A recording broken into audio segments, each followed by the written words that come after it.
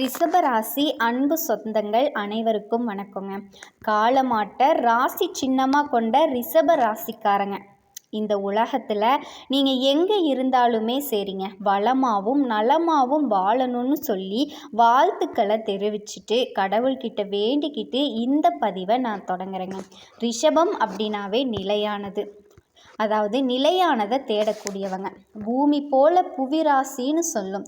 அழகும் ஆளுமும் கலந்த ஆளுமை குணம் கொண்டவங்க. இவங்களை பொறுத்த வரைக்கும் கடவுள்கிட்ட இவங்களுக்கு அமைதி தேவை கிடையாதுங்க, பொறுமை தேவை கிடையாது, நிலைத்த தன்மை கூட தேவை கிடையாதுங்க. என்னது மூணுமே ரிஷபராசிக்காரர்களுக்கு பிறவியிலேயே வரப்பிரசாதமாக கிடச்சிருக்குங்க.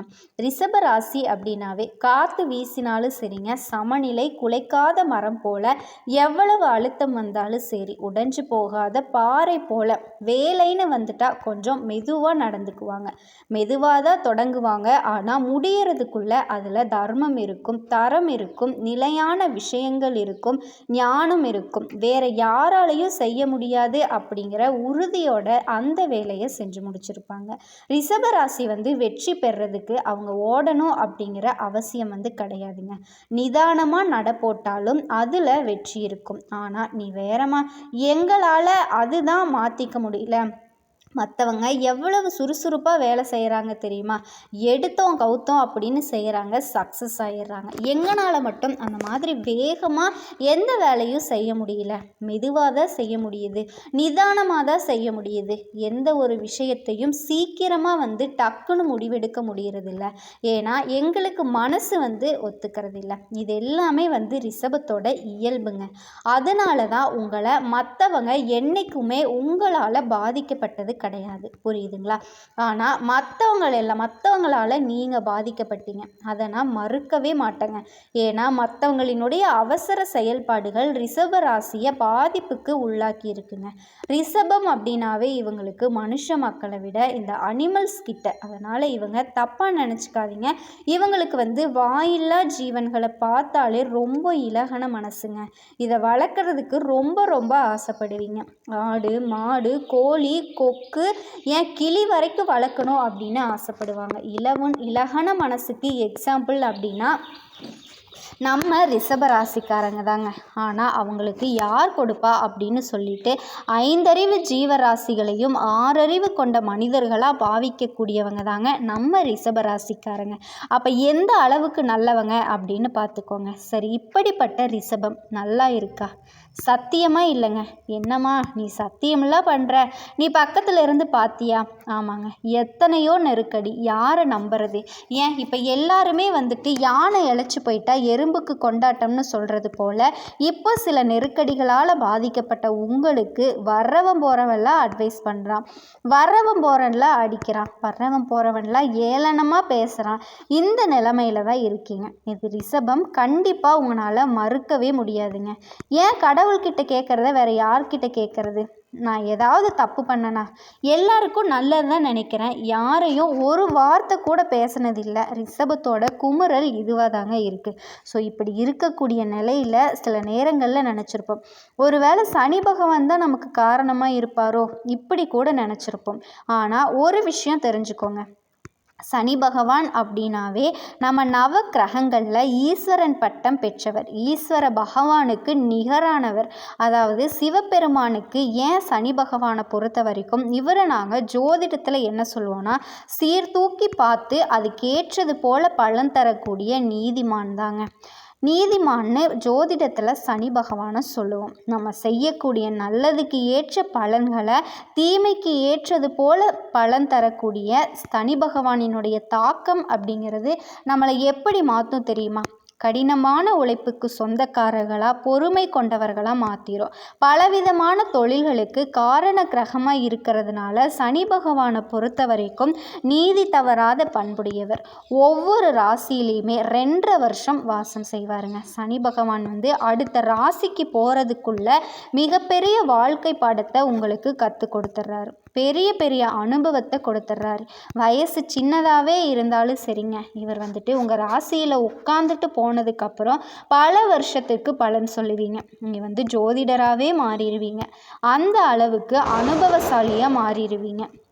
இந்த பிரச்சனையா, இதுக்கு இப்படி தான் வந்துட்டு நீ சரி கட்டணும், இந்த பிரச்சனையா, இதனால தான் உனக்கு வந்திருக்கும் அப்படிங்கிற ஆணிவேர் வரைக்கும் அதை விட்டு விலகிற வரைக்கும் இவங்களால் அதுக்கான வழிகாட்டுதலை சொல்ல முடியும். இப்படி நீதிக்காரகன், ஆயுள்காரகன், கர்மக்காரகன், இந்த மாதிரி பலவிதமான உயர்ந்த பட்டங்களை கொண்ட சனீஸ்வர பகவான் இப்போ வக்ர நிவர்த்தி ஆக போகிறாருங்க. இதனால் ரிஷபராசியோட வாழ்க்கையில் எந்த மாதிரியான நல்லது நடக்க போகுது அப்படின்னு பார்க்க போகிறோம். ரிஷபராசி யோசிப்பீங்க, என்னது நல்லதா, எங்களுக்கா? ஆமாங்க, ரிஷபராசி மனமகிழ்ச்சியாக இருக்க போகிறீங்க. பேச்சில் மட்டும் நிதானம் இருக்குங்க. வியாபாரத்தில் உயர்வு இருக்க போகுது. வேலை பார்க்கக்கூடிய இடங்களில் அதிக உழைப்பு போட வேண்டி இருக்கும். ஆனாலுமே அதற்கேற்ற அனுகூலம், நண்பர்களினுடைய உதவியால் பணம் கிடைக்குங்க. தன்னம்பிக்கை, தைரியம் அதிகமாகும். ஆல்ரெடி பொறுமைசாலிங்க, அந்த பொறுமைக்கு உண்டான பலன் இப்போ கிடைக்க போகுது. பெற்றோர்கள் மூலம் பணம் வரும். வருமானம் அதிகமாகுங்க. சொல்லப்போனால் இந்த வக்ர நிவர்த்தி அப்படிங்கிற நிகழ்வு உங்களுக்கு ஒரு வரப்பிரசாதமாக அமைய போகுதுங்க. ரிஷபராசிக்காரர்களுக்கு நீங்கள் எதிர்பார்த்த விஷயங்கள் எல்லாமே கிடைக்க போகுதுங்க. சந்தோஷம் அமைய போகுது. உங்கள் முன்னேற்றத்திற்கான பாதை தரக்கூடிய நேரமாக அமைஞ்சிருக்குங்க. தீராத நோய்களிலிருந்து நிவாரணம் அளிக்கும். உடல் ஆரோக்கியம் மேம்படுது. தொழில் வியாபாரம் விருத்தி அடையும். தொழிலில் முன்னேற்றத்திற்கான புதிய வாய்ப்புகள் உங்களுக்கு கிடைக்குங்க. இது உங்களுக்கு புதிய திசையை காட்டக்கூடிய நேரம். தொழில் செய்கிறீங்க, வியாபாரம் செய்கிறீங்க அப்படின்னா ஒரு பொன்னான நேரங்க இது. நிதி ஆதாயங்களால் உங்களுடைய நிதிநிலை அப்படிங்கிறது வலுப்பெற போகுது. பணியிடங்கள்லையுமே உங்களுக்கான ஆதாயம் கிடைக்குங்க. அதே மாதிரி ரிஷபத்தோட திருமண வாழ்க்கை ரொம்ப இணக்கமாக இருக்குங்க. ஒத்துமையாக இருப்பீங்க. கூடுதலில் சிறப்பாக இருக்கும். வியாபாரத்தில் நல்ல வெற்றியை நீங்கள் எதிர்பார்க்கலாம். இன்னும் சொல்லப்போனால் செயல்பாடுகளுக்கு வெற்றி உண்டு. இந்த வக்ர நிவர்த்தி அப்படிங்கிறது மகிழ்ச்சியை அதிகப்படுத்துது. வேலையிலையும் சரி, உறவுகள்லையும் சரி, மற்றவங்களினுடைய அனுசரணையும் லாபமும் கிடைக்க போகுதுங்க. எல்லார்கிட்டையும் ஆதரவு கிடைக்குது. உங்களுடைய கடினமான உழைப்பிற்கான அங்கீகாரமும் லாபமும் பெற போகிறீங்க. சிம்பிளாக சொல்கிறேங்க, பதவி உயர்வுக்கும் ஊதிய உயர்வுக்கும் வாய்ப்பு இருக்குது. வியாபாரத்தில் புதிய முதலீடுகள் செய்யும் போது மட்டும் ஒரு தடவைக்கு பல தடவை யோசித்து செயல்படுறது நல்லதுங்க. ஏன்னா ஆல்ரெடி செஞ்ச முதலீடுகள், ஆல்ரெடி செய்யக்கூடிய தொழிலில் நல்ல பலன் இருக்குதுங்க. சொல்லப்போனால் சனி பகவான் தொழிலுக்கு காரணமானவர். வக்ரகதியில் கடந்த 4-5 மாதங்களாக தொழிலில் ஏராளமான பிரச்சனைகள் இருந்திருக்கும். உங்களுக்கு உத்தியோகம் மற்றும் தொழிலில் பிரச்சனைகள் மட்டும்தான் நீங்கள் பார்த்துருப்பீங்க. இப்போ சனி பகவான் தன்னோட இயல்பு நிலைக்கு திரும்பும்போது உங்களுக்கு நிம்மதி தரக்கூடிய காலங்க இது. ரிஷபராசியை பொறுத்த வரைக்கும் கடந்த 137 நாட்களாக வக்ரகதியில் இருந்ததுனால பயங்கரமான கஷ்டத்தை அனுபவிச்சிருப்பீங்க. இப்போ சனி பகவான் உங்களுக்கு ராஜயோகத்தை கொடுக்கக்கூடிய கிரகமாக மாறி இருக்கிறாரு. இது வரைக்கும் லாபஸ்தானத்தில் வக்ரகதியில் இருந்ததுனால பெருசாக உங்களுக்கு எந்த ஒரு சப்போர்ட்டும் பண்ண முடியல இல்லையா? லாபத்தை பார்த்துருக்க மாட்டீங்க.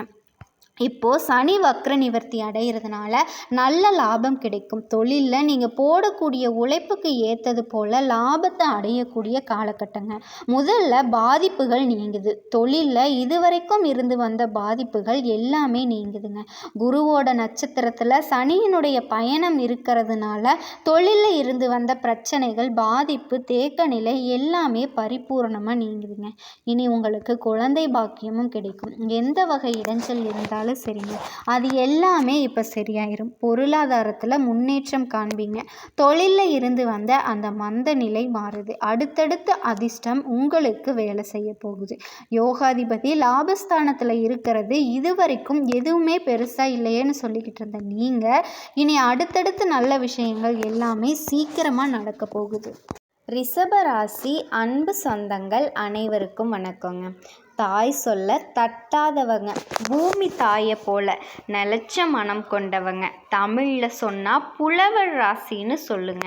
தன்னம்பிக்கை நிறைஞ்ச ராசி. தோல்வியே வந்தால் கூட இவங்களோட முகத்தில் சிரிப்பு மட்டும் எப்போவுமே போகவே போகாதுங்க. சிரிப்போடு நிற்கிறவங்க, உழைப்பால் செல்வத்தை உருவாக்குற ராசி. யாரை தாங்க சொல்கிறோம்? நம்மளோட ரிஷப ராசியை தாங்க.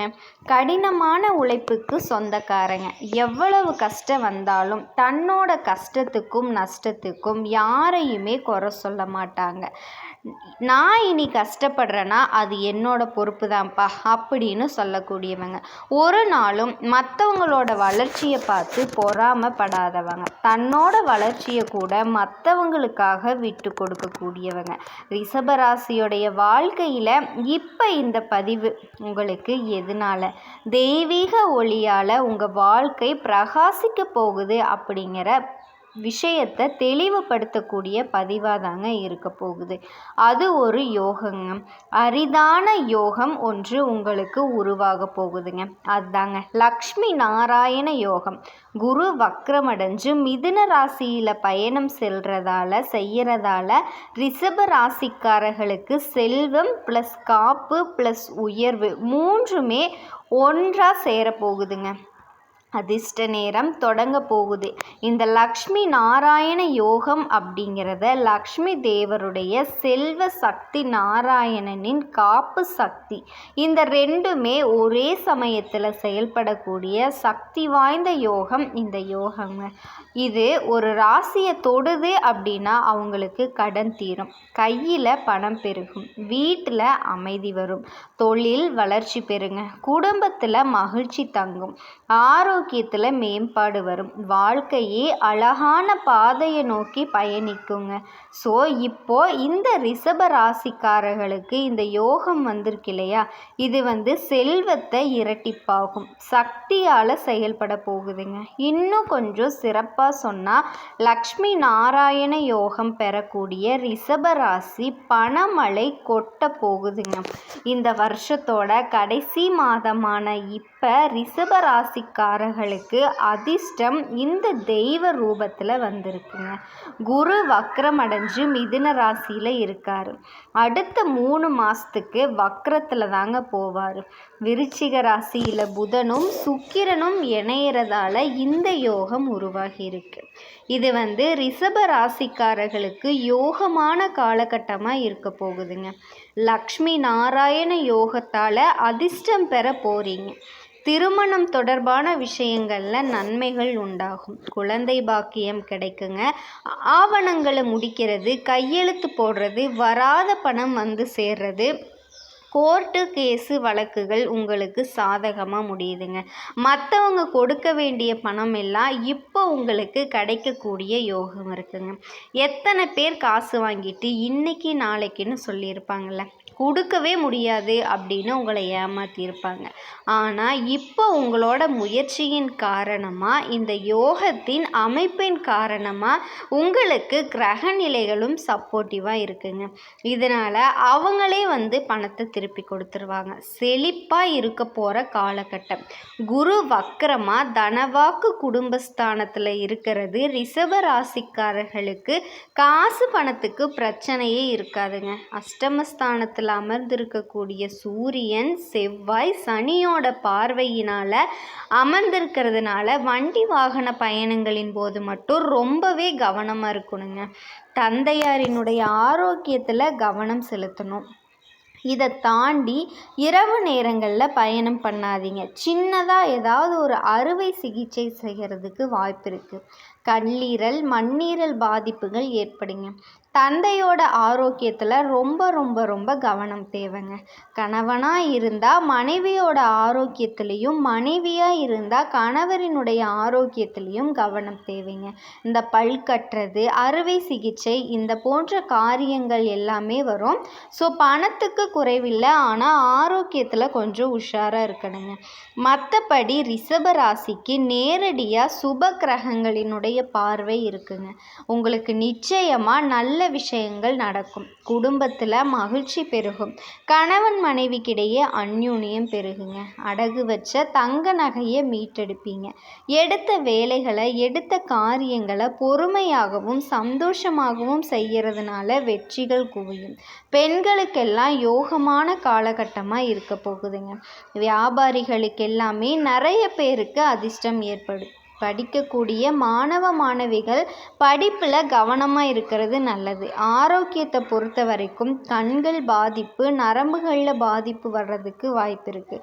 மற்றபடி பெருசாக இதில் எந்த ஆபத்தும் வராதுங்க. சந்தோஷம். பொருளாதார ரீதியாக பார்த்தோன்னா இந்த லக்ஷ்மி நாராயண யோகம் நம்ம ரிஷப ராசிக்காரர்களுக்கு 90% நல்லதாக வச்சுக்க போகுதுங்க. எல்லா விஷயத்துலேயுமே நன்மைகள் கிடைக்கக்கூடிய யோகமாக இந்த யோகம் ரிஷப ராசிக்காரர்களுக்கு அமைஞ்சிருக்குதுங்க. இந்த யோகம் அப்படிங்கிறத தொடர்ந்து உங்களுக்கு பலன் தரதுக்கு லக்ஷ்மி நாராயண சுவாமியை வழிபாடு செஞ்சீங்க அப்படின்னா தொடர்ந்து உங்களுக்கு ஏற்றத்தை ஏற்படுத்துங்க. இதுவே ரிஷப ராசிக்காரர்கள் உத்தியோகத்தில் இருந்தீங்க அப்படின்னா உங்களுடைய வேலையில் இருந்த சிக்கல்கள் சரியாகும். அதை அழகாக உங்களோட வேலையை செஞ்சு முடித்து மேலதிகாரிகள் கிட்டையும் பாராட்டுகளை பெறுவீங்க. வியாபாரிகளாக இருந்தீங்க அப்படின்னா தொட்டது எல்லாமே பொன்னாகக்கூடிய காலகட்டம். வியாபாரம் சூடு பிடிக்குங்க. அதிக லாபத்தினை பெறுவீங்க. குடும்ப தலைவிகளை பொறுத்த வரைக்கும் பல காலமாக கற்பனை செஞ்சு வச்சுருந்த வீடு கட்டக்கூடிய பணி இப்போ நிறைவேறும். குடும்ப தலைவிகள்லேயே உங்களுடைய கணவரினோட அன்பை பரிபூரணமாக பெற்று மனமகிழ்ச்சி அடைவீங்க.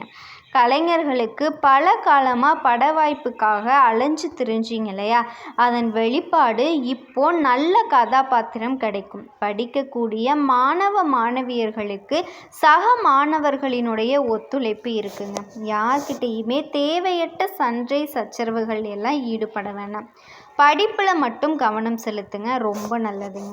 அதே மாதிரி இந்த உத்தியோகத்தில் இருக்கிறவங்களுக்கு கூட நல்ல வேலை பார்க்குறவங்க உங்களுடைய வேலையை பகிர்ந்துக்குவாங்க. ஒரு குடும்பம் மாதிரி பழகுவாங்க.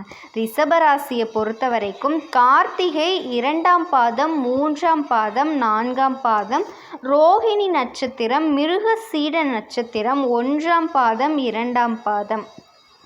உங்கள் ராசியில் கிரகநிலைகளை பார்க்கும்போது ராசியில் குரு பகவான் வக்ரகதியில் தைரிய வீரிய ஸ்தானத்தில், செவ்வாய் பகவான் பஞ்சமஸ்தானத்தில், கேது பகவான் களத்திர ஸ்தானத்தில், சூரிய பகவான் அவர் கூடவே புதன் பகவான் வக்ரகதியில் அவரோடவே சந்திர பகவானும், அஷ்டமஸ்தானத்தில் சுக்கிர பகவானும், தொழில் ஸ்தானத்தில் சனி பகவானும், லாபஸ்தானத்தில் ராகு பகவானும் வலம் வர்றாங்க. இதிலேயே பார்த்தீங்க அப்படின்னா சுக்கிர பகவான் அஷ்டமஸ்தானத்தில் இருந்து பாக்கியஸ்தானத்துக்கு மாறி இருக்காரு. சூரிய பகவான் உங்களுக்கு அஷ்டமஸ்தானத்துக்கு மாற போகிறாருங்க. சுக்கிர பாக்கியம் இருந்து தொழில் ஸ்தானத்துக்கு மாற போகிறாரு. இதனால நீங்கள் செய்யக்கூடிய காரியங்கள் எல்லாமே வெற்றி பெறுங்க. எந்த ஒரு விஷயத்தையும் உணர்ச்சி வசப்படாமல் நிறுத்தி நிதானமாக செய்கிறது ரொம்ப ரொம்ப நல்லது. எதை செஞ்சாலும் சரிங்க, யார்கிட்ட பேசினாலும் சரி எச்சரிக்கையாக இருக்கணும். அதிக முயற்சி செய்ய வேண்டியது இருக்குங்க. எதை செஞ்சாலுமே குருவோட பார்வையால் எல்லா தடைகளும் விலகுங்க. தொழில் வியாபாரம் தொடர்பாக நல்லது நடக்கும். மற்றவங்களினுடைய செயல்பாடு உங்களுக்கு கோபத்தை தூண்டுற மாதிரியே இருக்குங்க. ஆனாலுமே கோபப்படாதீங்க, கவனமாக இருங்க. லாபம் அதிகமாகும். எதிர்பார்த்த பண உதவி கிடைக்கும். உத்தியோகத்தில் இருக்க கூடுதல் பணிச்சுமை காரணமாக கொஞ்சம் அதிகமாக வேலை செய்கிற மாதிரி இருக்குங்க. அதே மாதிரி நெருப்பு ஆயுதங்களை பயன்படுத்தக்கூடிய வேலைகளை செஞ்சீங்க அப்படின்னா கவனமாக இருக்கணுங்க. குடும்பத்தில் மனநிறைவு ஏற்படும். வாழ்க்கை துணையால் நன்மைகள் ஏற்படுங்க. குழந்தைக்காக பாடுபடுவீங்க. விருந்தினர்களினுடைய வருகை இருக்குது. உறவுக்காரங்க நண்பர்கள் கிட்ட திடீர்னு கருத்து வேற்றுமை ஏற்பட வாய்ப்பு இருக்குது. நிதானம் தேவைங்க. குழந்தைகளை வெளிநாட்டுக்கு அனுப்பி படிக்க வைக்கக்கூடிய முயற்சிகளில் வெற்றி பெறும். பெண்களுக்கு உணர்ச்சி வசப்படாமல் எதையுமே சிந்திச்சு செயல்படுறது நன்மையை கொடுக்கும். கடின முயற்சியோட பேர்லேயே காரியங்கள் வெற்றியை தருங்க. அரசியல்வாதிகள் உங்களோட கட்சியினோட தொண்டர்களும் சரி மேலிடத்திற்கும் சரி நெருக்கமாவீங்க. மிகப்பெரிய உதவிகளை செஞ்சு பாராட்டுகளை பெறுவீங்க. மேல் தளங்கள்ல இருந்து சந்தோஷமான செய்திகள் வருங்க. கடை தொழில் செய்கிறவங்களுக்கெல்லாம் படிப்படியான வளர்ச்சியை பார்க்க போகிறீங்க. வருமானம்